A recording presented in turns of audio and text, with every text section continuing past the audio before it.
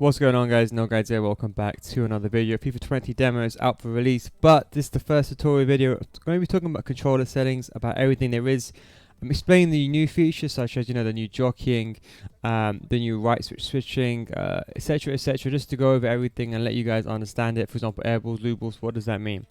So the first thing we're going to do is talk about, the trainer. I would say leave this on. What you want to do basically is leave this on for the first couple of games. The reason why is you just want to see roughly, for example, which angle you're aiming at. So let's say you make a pass downwards. Don't forget, passing won't be the same as FIFA 19. It'll be much more different. So I recommend leaving it on. You're seeing where you're aiming, etc, etc. Especially if you're new to FIFA, I would recommend leaving this on for the first couple of games. Then you can turn it off. The next thing is time shoot. Now, as we know, or as you may not know, they've actually reduced the window to hit a green time shot. I think before it was like 4 to 6 frames. I think now it's like 2 frames. So essentially, it's much harder to hit a green time shot. Now, do not worry. I'll have a tutorial on time shooting coming out very soon. But for now, I'd recommend you leaving it on. The reason why is you want to get used to time shooting. And this is the demo. You're not going to lose anything. You're not playing Ultimate Team. You're not at a disadvantage. So I'd recommend you just leaving time shooting on. Give it a try. A lot of people last year, they didn't give it a try, and then they regret it later on in the year when they had to essentially play catch up. Now, second defender switch icon. Now, this is really good if you want to use second defender press, or you actually want to change to a player. Now, as you probably know, if you imagine you're playing a game, you have a red icon above your name. Sometimes when you're defending and you're jockeying with a player, you might have another red icon, a darker red icon under someone else. That is what the second defender switch icon is. Now, as you can see from the description, enable the second defender switch icon, which shows to which player you'll swap controls and pressing L1. So basically, what I was trying to say in plain English is the red icon, the one over your player, there'll be another red icon. It's not going to be as prominent. It'll be very, almost a transparency level at 70%. It'll be a darker red basically. And if you press L1, that's the player you're going to switch to. Now, if you want to test out second defender press, or you're used to L1s, you want to get used to L1 switching a bit more, I'd recommend leaving this on. I'm going to leave this on just for the first couple of games, just see how switching has changed, see what the difference is. Now, pass block assistance, to be completely honest, there's no reason to turn this off. I'd 100% just turn this on, unless you really know what you're doing. Like the only reason where I can see this being off is if you want to play a specific style of defense, like you always want to cut the passing lanes, and you don't want your player to go in for the tackle. In that sense, so I would recommend you 100% just leave it on. Let the player intercept the ball whenever it's nearby to you. Turning it off, you're gonna lose it. Now, this is where it changes. Now, before you had manual, air balls, auto, and that was it. I think that was it. Manual, air balls, and auto. Now they have air balls and loose balls. Now, to be honest, thank God they've added in loose balls, but I would recommend changing to air balls. 100%. This is the one thing that's very important. Yes, auto is easy, but sometimes you want to change to a player that's maybe not nearer to the ball. Let's say you're defending. Let's say a player makes a run in behind. Okay, now let's say you're controlling your defender that's nearest to the ball. AI will switch you to the nearest person, but you might want to switch to your right back, who can maybe cover the space, or who's faster than your centre back. You see what I'm saying? So the good thing about air balls and loose balls is that if someone has a lob chip through ball, someone does a cross, you essentially if someone has a lob ball or a cross, something like that, AI switches for you. But in a general play, let's say someone has a through ball on the ground, AI does the switch for you. Now, this is hard in the beginning, but trust me, I use manual and air balls. But now they've introduced loose balls, I would 100% recommend you using this. Now, auto switch move assistance, personally, I think most people are on high. Now, if you have a delay, this is where I suppose you could say the fine line comes in. If you have a delay, it's worth to put this on high. The reason why is it kind of gives you, as the description says, a short period of time to move you in a correct direction. Now, I would, in my opinion, go to low. That's what I would use. Try to get used to low, and that way you can finally go to none. If you want to this is for like the high skilled gold 1+, I'd recommend you leaving this on low. Problem is, you don't really want sometimes you don't want your player to be assisted by AI. Sometimes you might want to, so let's say, again, someone does a pass, right? You might not want AI to run towards the ball. You might want to run away from the ball. So it might be worth putting this on off. But obviously, since you're getting used to it, you're transitioning to it, try low first. So trust me, just try low first, and then see how that goes. you'll notice a lot more control over your players. Second thing is jockeying. Now this is new, assisted and manual.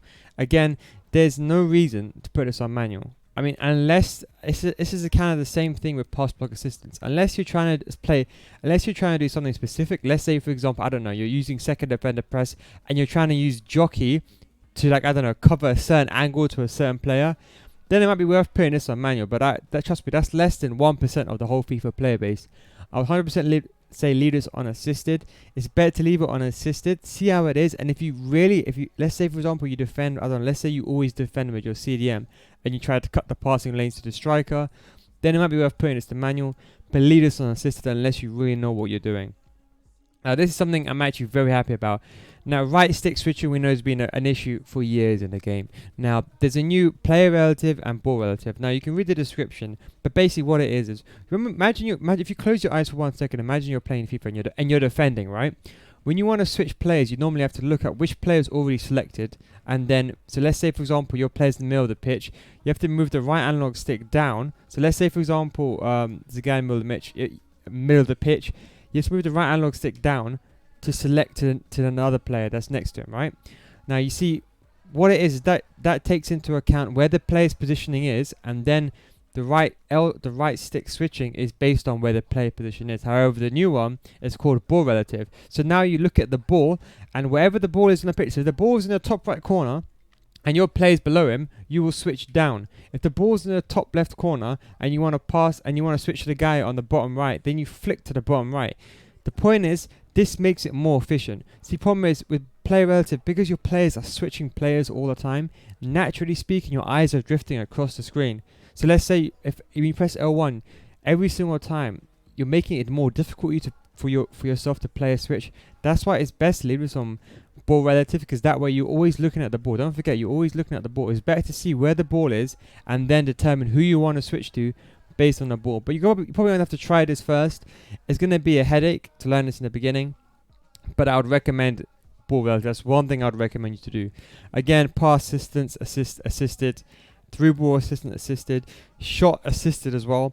Now, cross is semi. Now, the big mistake people use is they use this on assisted. Now, if you really like and you know how to cross, semi is important because you want to control where the cross is going to the.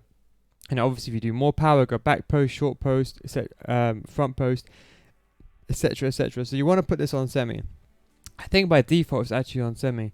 But basically, with assisted, essentially it always goes to a certain teammate, and you can't really define where you want the ball to go. Where with semi, it's a bit easier. It kind of goes in the right direction, and you just have the right to choose how much power. So especially if you're doing like a cut inside and you're doing a cross back into the box. Now, love pass assistance, again, I would say assisted unless you're like a really top player and you know what you're doing, then put this on manual. But I did find that, generally speaking, the last 3 FIFAs, I've moved to assisted because I just don't think it's that needed, to be honest. Save assistance, again, I would put this on assisted. I think, especially that time, goalkeeper movement has been nerfed significantly now, and I think, to be honest, you're putting yourself at a disservice by using semi. I don't even think there's even a benefit of using semi. I generally don't. I think there might be 1 or 2 benefits, but I think in an average game, you're gonna gain more from staying on assisted for save assistance than leaving this on semi. Now, analog sprint. This is the other thing I was talking about. Now, you see, if you have analog sprint on, technically speaking, well, this is my theory. You want to have it off, because if you turn it off, because what analog sprint does is, so for example, let's say your button for the sprint is R2, right? So depending on how much power you apply, so just look at the controller for a second, right? Depending how much power you apply to the right analog stick like that, it depends how fast your player will be running. So obviously, if you hold down R2, that should be the fastest you should be running. But obviously, if you hold it like halfway, he won't be running that much. Now, this was really important in previous FIFAs, especially for, I suppose you can say, for certain types of dribbling. You just want to, dribble lightly, then quickly go past someone. The problem is now, no one really does that. If you want to, I would recommend turning this off. The reason why is, as soon as you press the R2 button, like that, if I just tap it, you want it to register as 100% sprint speed. Problem is, if you leave this on, let's say you don't hold the R2 down completely, you're not running at full pace. You see what I'm saying? So you want to always leave this on off. Again, I think maybe 0.001% of the entire FIFA base actually use this on and know how to use it properly. It's a very rare thing. Even I didn't even know how to use it that much. Well, I did, but it wasn't really efficient for me. And I think honestly, keeping this on off is probably legit the best thing to do, because then that means that the player will always get the fastest sprint speed at all time. You won't have this kind of a 1 second kind of refractory kind of period where it's getting to that fast speed. Do you know what I mean? It's kind of a bit difficult to explain, but I'm sure if you read the description, you'll figure it out. I mean, that's the settings anyway. In terms of the actual players, there's nothing really. I mean, there's nothing as in terms of new actual controls. So as you guys know, I use old school PES controls or ISS controls, so I'll definitely be changing to that. But that was the tutorial. Let me know if you have any questions below. But I hope you understood everything. If you have any questions regarding any of these controls, just let me know in the comment section down below. I'll try to answer them as soon as possible. But for now, take it easy, boys. Thanks for watching, and I'll catch you in the next one.